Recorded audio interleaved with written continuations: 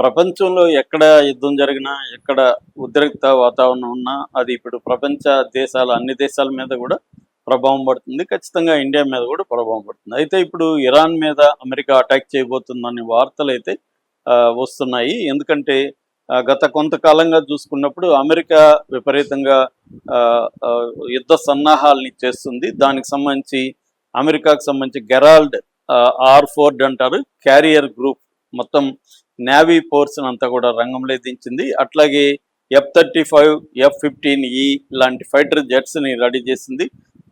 ఇవేంటంటే precision guided మినిషన్ అంటారు. అంటే కరెక్ట్గా టార్గెట్ని ఎక్కడ కొట్టాలో అక్కడే కొట్టచ్చు అనమాట. అటువంటి ఫైటర్ జెట్స్ ఇవి. వాటిని రెడీ చేసింది. మరోపక్క బేసెస్ అమెరికాకి మొత్తం ప్రపంచవ్యాప్తంగా 750 బేసెస్ ఉంటాయి అన్నమాట. మిలిటరీ బేసెస్ ఉంటాయి. అందులో 19 బేసెస్ మిడిల్ ఈస్ట్లో ఉంటాయి. ఖతార్ అందులో పెద్దది, ఉదైద్ ఎయిర్ బేస్. ఇది కాకుండా మొత్తం గల్ఫ్ కంట్రీస్లోనే 19 వాటికి బేసెస్ ఉన్నాయి. అంటే నేవీ బేస్లు, ఎయిర్ బేస్లు అనేవి అమెరికా పెట్టుకుంటుంది ప్రతి దేశంలో కూడా. అలాగా అమెరికా తర్వాత అన్ని బేసెస్ ఉన్నవి ఇంకే దేశం కూడా లేవు. మహా అంటే 4-5 ఫ్రాన్స్కి ఉంటుంది, ఇంకా రష్యా 1-2 లేదు, ఇండియాకి అయితే అస్సలు లేదు, చైనాకి అస్సలు లేదు. ఇలాగా ఒకే ఒక అమెరికాకు మాత్రమే ప్రపంచంలో 750 బేసులు అది పెట్టుకుంటుంది. ఎక్కడ యుద్ధం వచ్చినా కూడా అక్కడ లోకల్గా పట్టు కోసం అది చేస్తుంది. అలాగా దీంట్లో కూడా చేసుకుంటూ వచ్చింది. ఇప్పుడు ఏమైందంటే యుద్ధం వచ్చే పరిస్థితి కనబడుతుంది. ఎందుకంటే నిన్ననే అమెరికా వైట్ హౌస్లో సిచ్యువేషన్ రూమ్ అంటారు. ఆ సిచ్యువేషన్ రూమ్లో మొత్తం నేషనల్ సెక్యూరిటీ ఆఫీషియల్స్తో ట్రంప్ సమావేశమయ్యాడు. అట్లాగే స్టీవ్ విట్కాఫ్ అంటాం. స్టీవ్ విట్కాఫ్ అంటే అమెరికా తరపున చర్చలు చేస్తుంటాడు వివిధ దేశాలతో. అట్లాగే జేరెడ్ కుషనర్ ఎవరంటే ట్రంప్ అల్లుడు. వీళ్ళిద్దరే చర్చలు చేస్తున్నారు. ఇప్పుడు ఇరాన్తో కూడా వీళ్ళిద్దరూ ఇరాన్ అధికారులతో జెనీవాలో చర్చలు చేశారు మొన్నటి వరకు.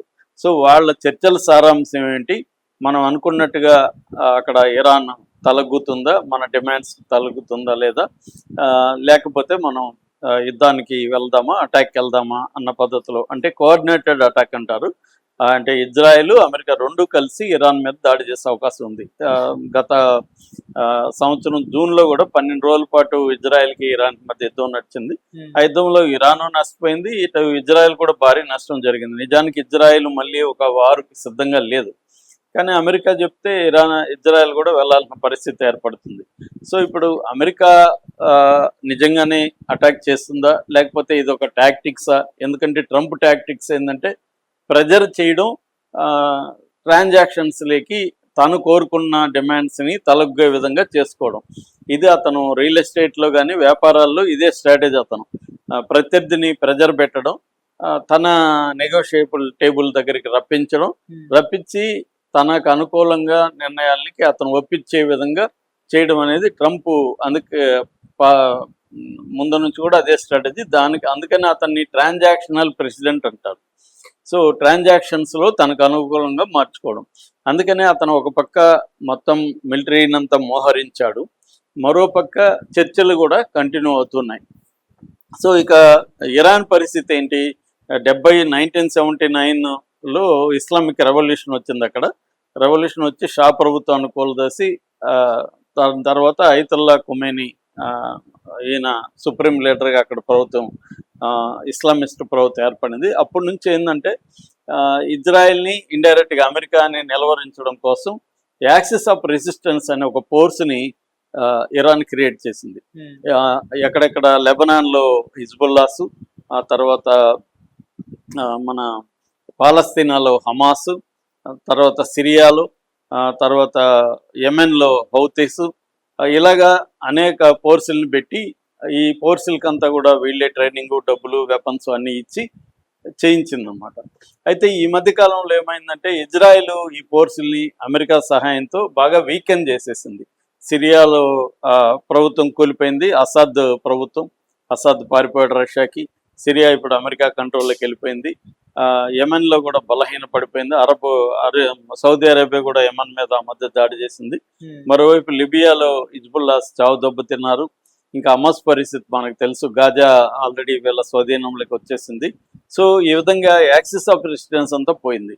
మరోవైపు ఇంటర్నల్గా లాస్ట్ డిసెంబర్లో పెద్ద ఎత్తున అల్లర్లు తిరుగుబాట్లు వచ్చాయి. దాన్ని అణచివేసే క్రమంలో దాదాపు 20,000 మందిని చంపేశారు ఇరాన్లో అని అంటున్నారు. ఇరాన్లో ఎకనామీ బాగా దెబ్బతింది. ఎందుకంటే 2015లో joint cooperation plan for action అని ఒక ఒప్పందం జరిగింది అమెరికాకి ఇరాన్కి. దాని తర్వాత ట్రంప్ వచ్చినాక దాన్ని పక్కన పెట్టేసి 2017 నుంచి 21 వరకు 2018 నుంచి ఇరాన్ మీద ఆంక్షలు విధించాడు, ఆర్థిక ఆంక్షలు. దానివల్ల ఇరాన్ ఆర్థిక వ్యవస్థ బలంగా దెబ్బతినిపోయింది. సో ఒక పక్కేమో తన సపోర్ట్ చేసే మిలిటరీ ఫోర్సెస్ వీకెన్ అయిపోయినాయి, ఆర్థికంగా ఇదైపోయింది. కానీ ఇరాన్ తగ్గట్లేదు. ఖమేనీ మొన్న కూడా తీవ్రంగా హెచ్చరికలు చేశాడు. మేము ఎటువంటి సినోరియో కన్నా రెడీగా ఉన్నాము అని ఇరాన్ ప్రకటిస్తుంది. వాళ్ళ ఫారిన్ మినిస్టర్ అబ్బాస్ అరాక్చి నిన్న కూడా మీడియాతో మాట్లాడారు. We are prepared for any scenario. మీరు కానీ మా దేశం మీద అటాక్ చేస్తే మేము మీ ఎయిర్ బేస్ల మీద అటాక్ చేస్తాము. మీకు సపోర్ట్ చేస్తున్న ఖతారు, సౌదీ అరేబియా ఇలాంటి దేశాల మీద కూడా మేము అటాక్ చేస్తాం. ఇది ఒక రీజనల్ వార్గా మారుతుంది అనేది ఇరాన్ బెదిరిస్తుంది. ఇరాన్కున్న ఇంకొక బలం ఏంటంటే అది స్ట్రెయిట్ ఆఫ్ హార్మోజ్ అంటారు. అంటే హార్మోజ్ జలసంధి అనేది ఇరాన్ సముద్రంలో గుండా వెళ్తుంది. దానికి ఇరాన్ ఉమెన్ ఈ రెండు పంచుకుంటాయి. అందులో ఇరాన్ వైపు చాలా భాగం ఉంటుంది. అందులో నుంచి 20% ఆయిల్, మొత్తం ప్రపంచంలో ఉండే సముద్ర మార్గం గుండా వచ్చే ఆయిల్లో 20% క్రూడ్ ఆయిల్ ఈ మార్గం గుండా వెళ్తుంది. ముఖ్యంగా ఏషియాకి, చైనాకి, ఇండియాకి అక్కడ నుంచి వస్తుంది.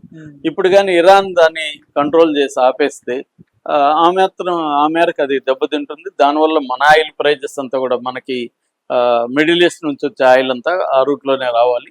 కాబట్టి ఇండియాకి కూడా దెబ్బ తగులుతుంది ఖచ్చితంగా. అంటే ఎకనామిక్గా మన ఆయిల్ ప్రైజెస్ పెరిగిపోయే అవకాశం ఉంది. ఆల్రెడీ మనం రష్యా చీప్గా సంవత్సరానికి ఒక $10 బిలియన్, $10 నుంచి $20 బిలియన్ మిగులు ఉండేది రష్యాతో ఆయిల్ కొనడం. కానీ ఈ మధ్య అమెరికాతో జరిగిన ఒప్పందం వల్ల రష్యాతో ఆయిల్ కొనడం ఆపేసాం. అమెరికా, వెనజులా ఇలాంటి దేశాల నుంచి ఆయిల్ కొంటున్నాం. అది మన అవసరాలకి సరిపోదు.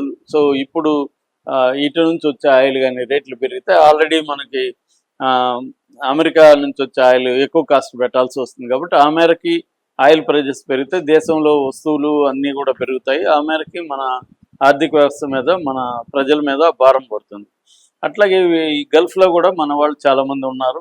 గల్ఫ్ దేశాల్లో ఇది ప్రాంతీయ యుద్ధంగా మారినప్పుడు ఖచ్చితంగా అక్కడున్న మన భారతీయుల మీద కూడా పడుతుంది. అట్లాగే మనకి ఇజ్రాయెల్తో ఒప్పందాలు ఉన్నాయి, ఇరాన్తో ఒప్పందాలు ఉన్నాయి. ఇరాన్ పోర్టులు మనం కొన్ని డెవలప్ చేస్తున్నాం. సో ఇవన్నీ కూడా ప్రమాదంలో పడే అవకాశం ఉంది. ఇండియా మీద కూడా ఖచ్చితంగా ఈ ప్రభావం అయితే పడుతుంది.